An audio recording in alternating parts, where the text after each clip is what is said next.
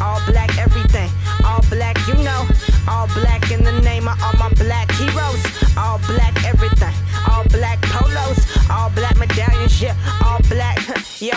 Welcome to Left to Black. I'm your host, Anthony Neal. We are joined today here in the Franklin Humanities Institute by Professor Gladys Mitchell-Walthour, who's the Dan Blue Endowed Chair of Political Science at North Carolina Central University, our friends here in Durham. She's the author of The Politics of Blackness, Racial Identity and Political Behavior in Contemporary Brazil, published by Cambridge University Press in 2017. She's also the editor of Race and the Politics of Knowledge Production, Diaspora and the Black Transnational Scholarship in the United States and Brazil, published by Palgrave, and she edited that with another Dookie, Elizabeth Horridge Freeman. And she's joining us today to talk about her brand new book, The Politics of Survival, Black Women Social Welfare Beneficiaries in Brazil and the United States, published by Columbia University Press. Of this wonderful book, Kia Lily Caldwell writes, "This innovative, meticulously researched book sheds new light on the experiences and struggles of poor Afro-descended women in the United States and Brazil. An example of intersectional research at its best, the analysis uncovers how the interlocking dynamics of gender, race, skin color, and poverty simultaneously shape and constrain social policies. Building on a long tradition of comparative scholarship on race in both countries, The Politics of Survival offers a sophisticated and nuanced Black feminist perspective on the gendered racialization of poverty in the Americas." Welcome. Thank you so much for having me on here today. You know, so much of scholarship, and the scholarship itself might not sound personal. Right, we might not necessarily be writing about ourselves, but the personal often informs the kind of choices that we make.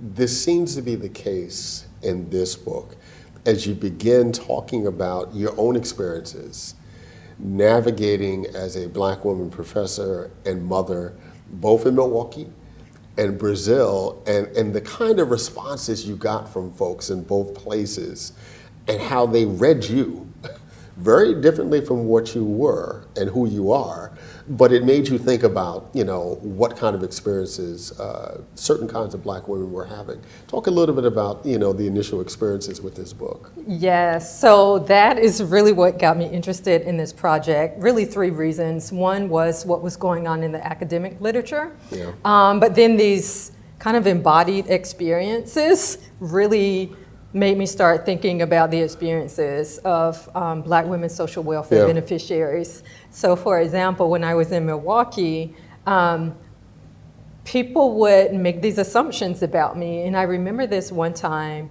I was at the doctor's office with my daughter, and a nurse, she didn't ask me. She said, "Oh yeah, since you receive Medicaid, this is the type of, you know, flu vaccine we want to give your daughter," or something like that. And I was shocked. And then I had these other experiences where people would also make assumptions. So also my daughter was taking a Chinese Mandarin class on Sundays, like a 2-hour class. And so I'm like, I have 2 hours, I'm going to do some work. Get some work. And that's exactly what I would do. And all this time there was a white woman parent who thought that I was finishing up like an undergraduate degree or something. And I'm just like, what is going on here? I just hadn't had those type of experiences of being, you know, people making those type of assumptions. And so it actually really reminded me of Brazil, where Blackness is naturalized in a certain way. And so I also talked about, you know, just some of the experiences that I had in Brazil where, you know, these assumptions were made. And really it led me to think about, well, if these are the experiences that I have, then what are the experiences of Black women who've received some type of aid? The words that you use to describe these experiences, folks immediately think of these women as poor,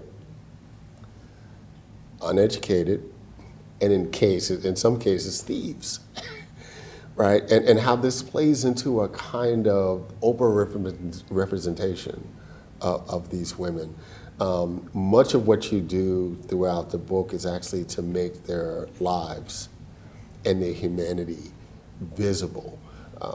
What were some of the conversations that you had with some of these women?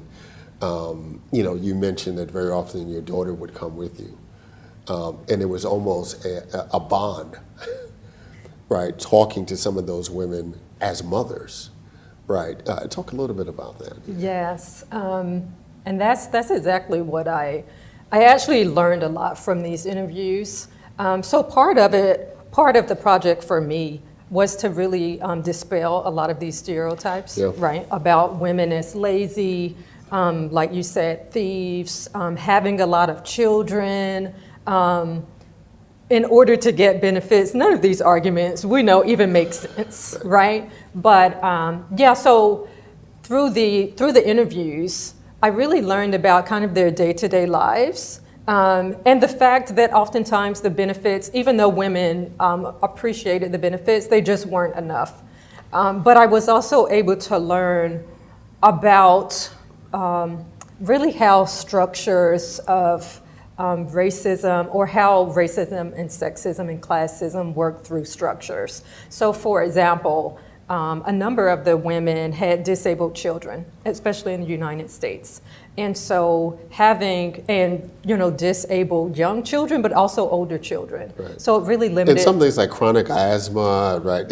Yes, right. And so it really limited their ability to work. Yep. And I remember an interview in Charlotte, actually. The woman had a university education. I think it was from like University of South Carolina or something, but she was still limited because she had to take care of her adult disabled child. There was another woman who had recently been divorced, right? So that's a loss of income, and that made her life challenging. And so the benefits were there that just allowed her to be able to eat. So through all of these stories, I was really learning, things that I already knew, but to actually have the experience of hearing people's stories really allowed me to kind of see how they were living, but also the challenges, and also how they were really resisting, right? And so that's why I talk about this notion of the politics of survival, which is really something that Patricia Hill Collins coined. But it allowed me to see how sustaining one's family was a form of resistance. And these women, they try to do whatever they can to sustain their families, right? So if they have to, for example, in Brazil, oftentimes women would try to make extra money by painting nails, right? In the US, people, of course, would also rely on friends and family, but also would, try to earn extra money by going to the grocery store for someone, or doing hair, all of these type of things. And then the other thing— Babysitting. Yes, babysitting. The other thing that I realized also is like, it's kind of what you were talking about, like in terms of being a mom, I was able to see how that's a challenging role, no matter what your class level is. What kind of resources you have, right? And so when you have politicians that are like, oh, well, these women need to work, they're not thinking, oh, but they also need child care provided. Right. And that's not always easy. And so I was, traveling in the US to do some of these interviews and to meet with my team, and then also traveling in the US, and my daughter was right there with me, right? So it allowed me to see the challenges that that women in general face, but especially Black women, regardless, regardless of class, regardless of marital status, there are still certain responsibilities that we have. What is it about Black women? Right? So, this isn't a book about middle-class Black women, right? But there seems to be more of a proclivity to misclass Black women than we see of white women, that we see of Black men, right? Black men don't get misclassed. What is it about Black women and motherhood specifically that changes the lens on how people view who Black women are in terms of their educational attainment and their class and things of that nature? Yes, I think that's an excellent question. Part of that is history.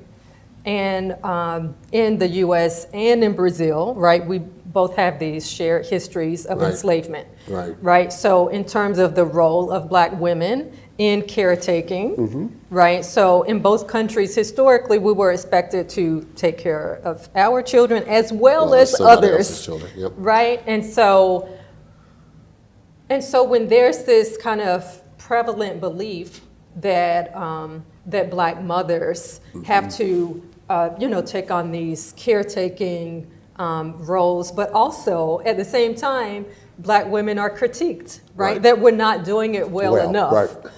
And so Black youth criminality is the fault, right, of bad mothering, right? Exactly. And then, of course, during the Reagan years here, there was this stereotype of, Black women having lots of children, the welfare queen. And I was really struck in the book. I mean, what you really lay out is how that idea of the welfare queen, while created here in the U.S. and in a very specific context, right, really has become a global idea about Black women.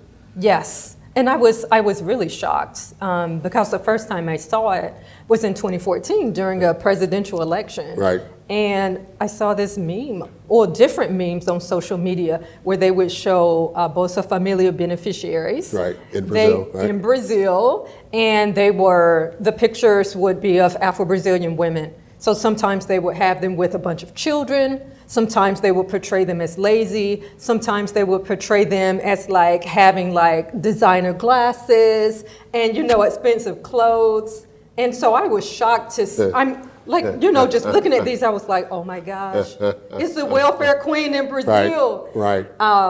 So yeah, and of course also the dominant discourse. Right. Of course not among everyone, but you could, you would see this on social media. Sometimes you see it in the media where they are portraying, people who receive these benefits as if they, fit into all these stereotypes. Yeah.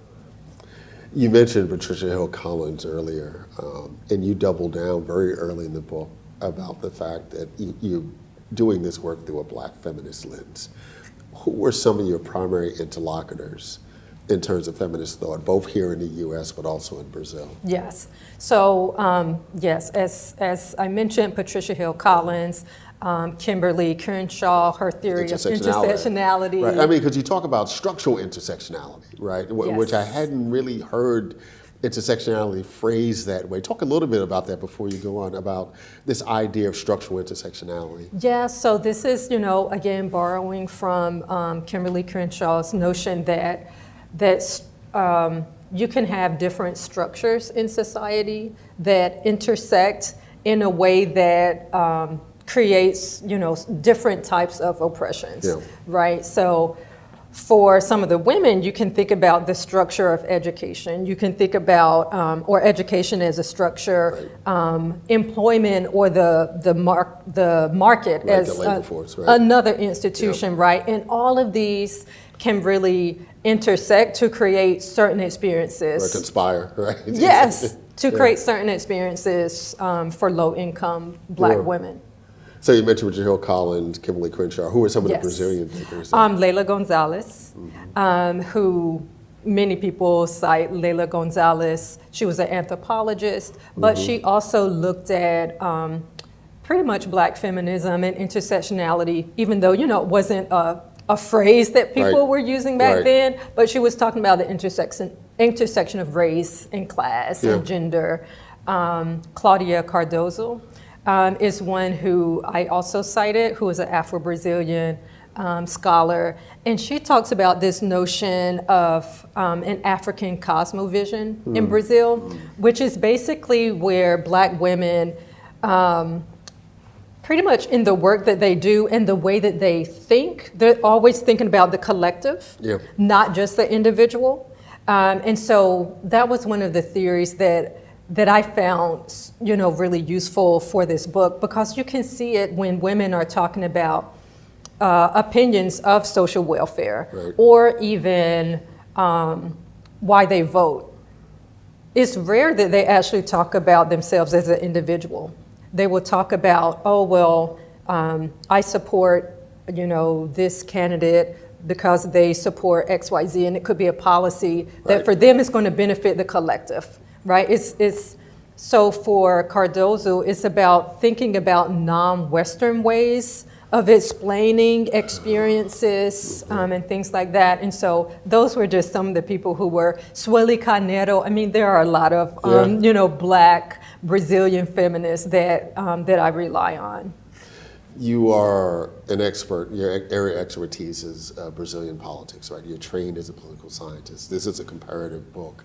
What it is about, and you mentioned some of this earlier, about the U.S. racial experience and the Brazilian racial experience that creates so much comparative work? Yes, great question. I would even make the argument, right, and we're having discussions here at Duke about what global Blackness is, right? You almost can't have a framework for global Blackness without talking about the comparative experience between the U.S. and Brazil. Yes. And I think, so part of that also is I think it's really important, and I'm glad you have this question, that it's important that on this side in the US, that we talk about these global experiences, because a place like Brazil, right, received way more Africans than we did in the US.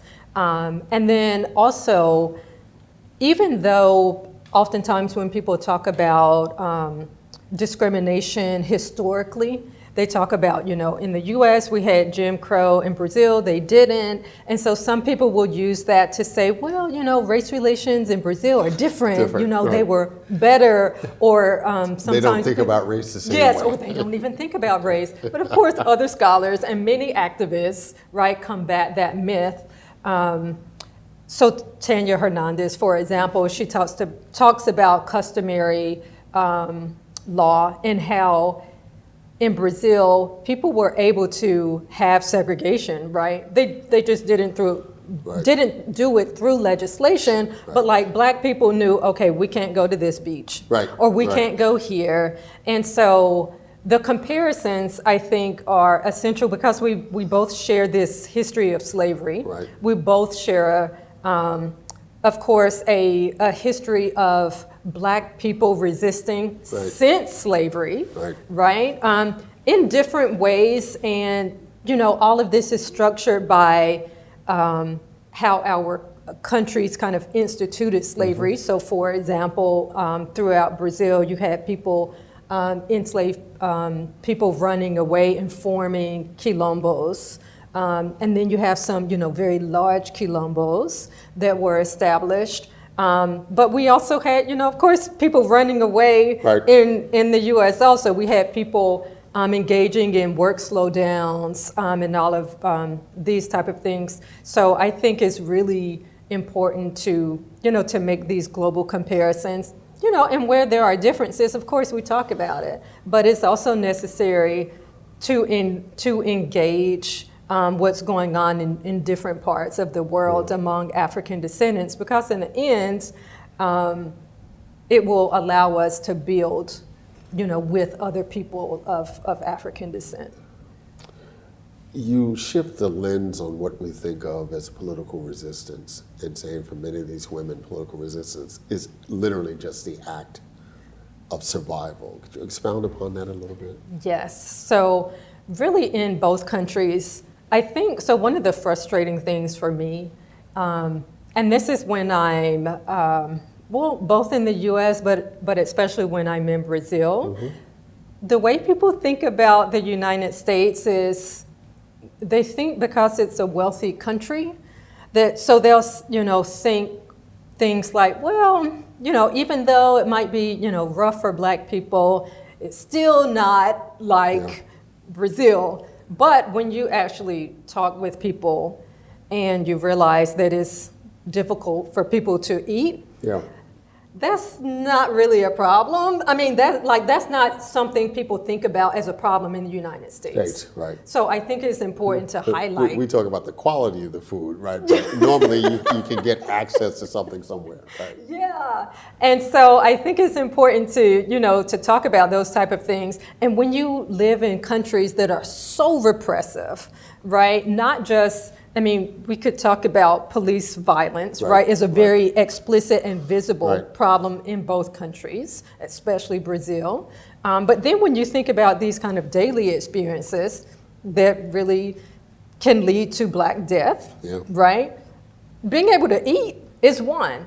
And so when it's so difficult to have employment, to have access to transportation, these are things that you wouldn't just necessarily think about is a problem in the U.S. And so when women are able to fight against that by being super determined, and there were some women, in all three cities, right, Chicago, Milwaukee, and Charlotte, who would go to food banks. But I remember a number of the women in Chicago. That was one of their forms, of being able to supplement their benefits. Right. One woman, she had it laid out. She was like, on Monday, I go this place. On Tuesday, I go this place. Because in the end, for them, it was about survival. How am I going to provide for my children? And from a white American lens, they would read that as hoarding, right? Because the welfare queen stereotype is really about this idea that these are women who are hoarding stuff from society, but you're saying, no, it's not that, right? This is literally everyday survival that they're trying to achieve.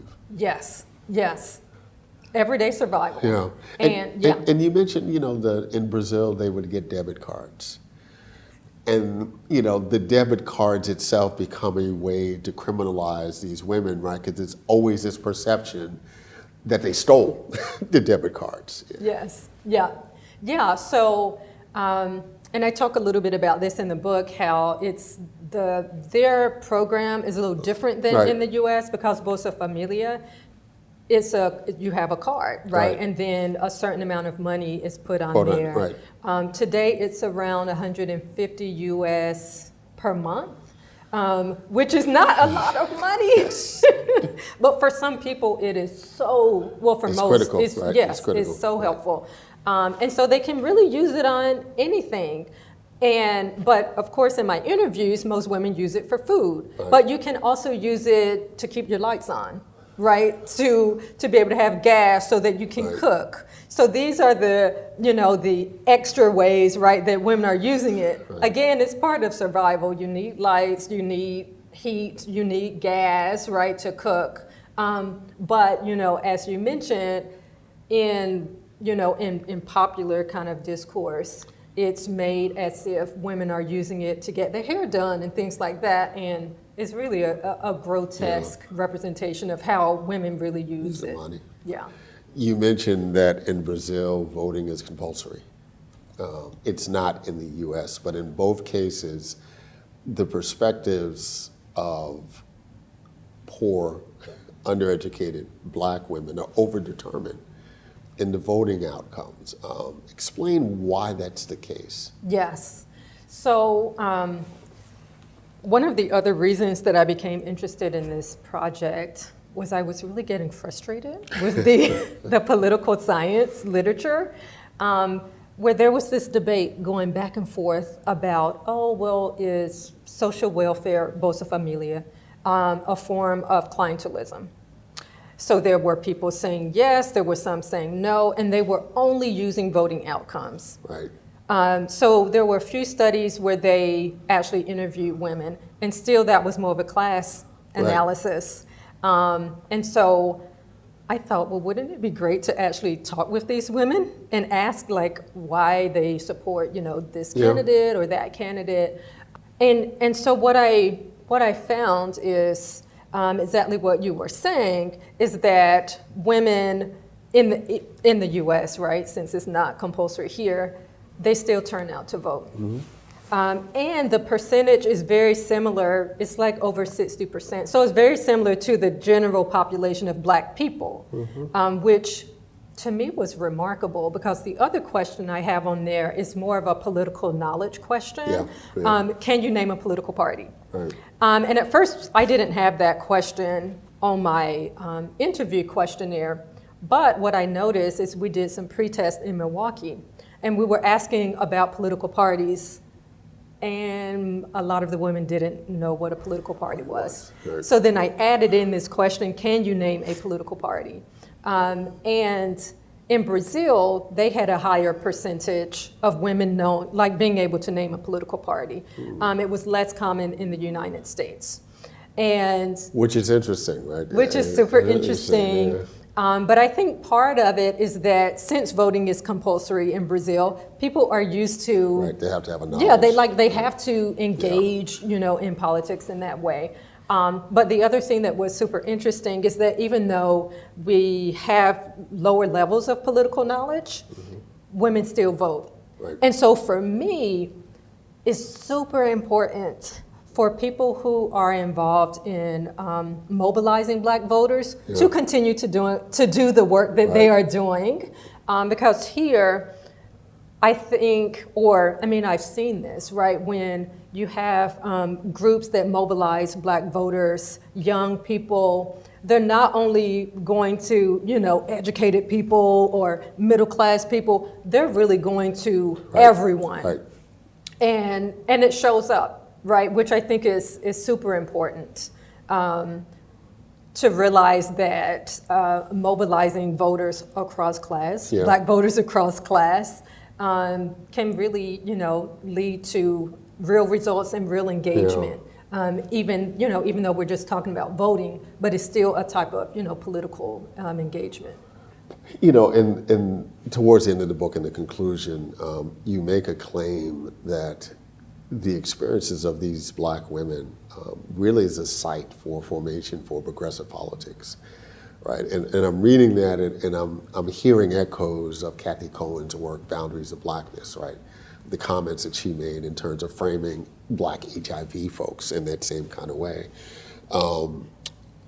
I think about the political landscape in the U.S., a Black woman vice president, and I wonder sometime if the pushback against her, besides the sexism and the racism, right? It's also this fear of her ability to cultivate, a real progressive politics, right, on the national scale. Yes, yeah. And so in the book, right, I named people like Cori Bush, who at one point was living in her car. Right, and she had to receive social welfare benefits. So, and she's bringing all of these experiences to her legislative career. Right? Exactly. And the other thing that I thought was so powerful, I have a quote in there where she talks about, of course, that experience was difficult, but what made it even more difficult was how guilty she felt, how guilty society made her feel for not having, enough money to feed her children. Right? And so I think, and there are some other people that I also talk about. Barbara Lee at one point also had to receive social welfare benefits. And then there are some Black Brazilian women who also come from similar backgrounds. So I talk about Benny Brioli, who's a Black trans woman. And so they bring all of these experiences. And that's why I think it's so important, especially if we're talking about Black, progressive, leftist politics, right? Right. We need to make sure that we cultivate women, right, low-income women, so that they can have the support to represent their experiences, which in the end will help to uplift everyone, right? You have been trained at elite institutions, including Duke. You're now teaching in an HBCU, right? Which in and of itself is an elite institution. What has the experience been coming back to North Carolina? Shifted a bit here, obviously. And what has the experience been teaching at an HBCU? Yes, so Definitely a change. Of course, lovely to be back in North Carolina. But I think in terms of when I think about just my work, I think about my work in terms of the ultimate goal is Black liberation. Yeah. And so, I was able to do that type of work in my past, or at my past university, through not just through teaching and research, but through some of the other work that I did, Right. for example, with the U.S. Network for Democracy in Brazil. But serving at a HBCU allows me to do that pretty much every day. Right? So I'm able to mentor students. Of course, it has its challenges, but just being able to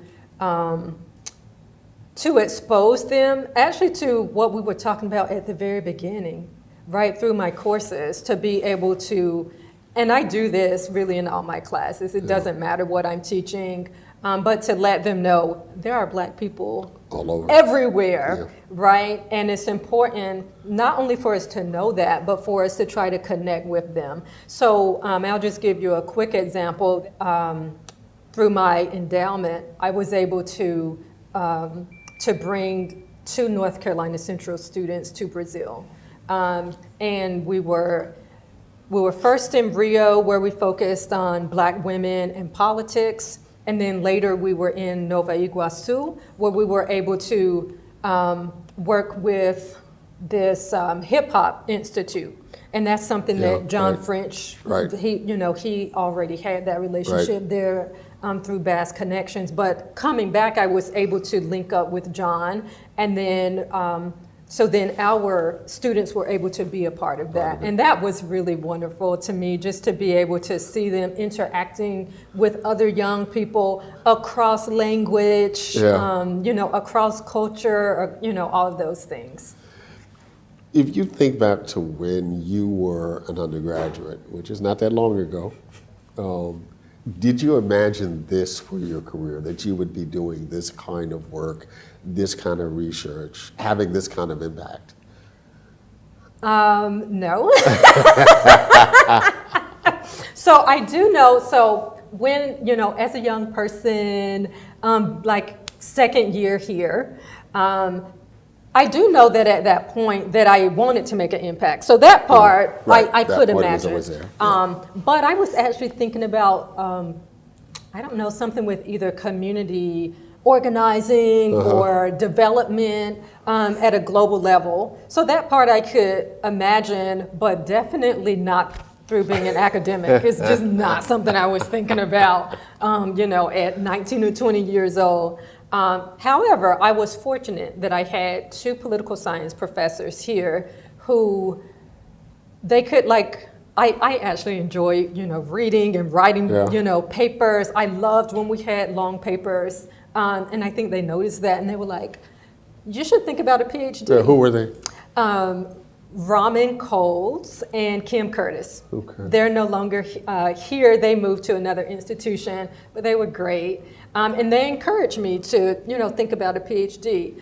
And once I knew kind of, what a PhD was actually about, then I thought, well, yeah, this is something, I could do. But that happened after I had graduated from Duke, and I was doing a master's degree in public policy, because I was still kind of I don't know if I want to go into academia, but then I was like, oh yeah, I think this is actually something that I could do and have the type of impact that I would like to have. How have you navigated being a scholar with motherhood? That's a great question. Yeah, and when we were in Milwaukee, I homeschooled for 4 years. Yeah. I should say we, me and my husband, but all the moms out there probably know you who did did a great most piece of the for work. me on New Black Man. That's right. That's right. So it is challenging, but it's rewarding because I'm able to I'm able to bring her everywhere. Yeah, So she's right. been to so many national conference of Black political scientists. She's with me all the time when I'm Yeah. in Brazil. So even when I was there recently, she was there. So she felt like, you know, she was part of the team with the, you know, with the central students. Those were like her BFFs. So that part has been rewarding, just to see her grow.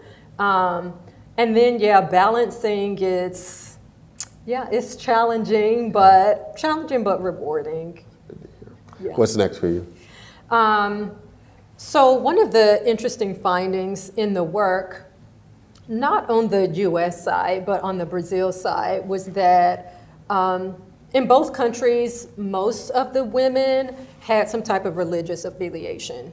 And in Brazil, most of them were evangelical.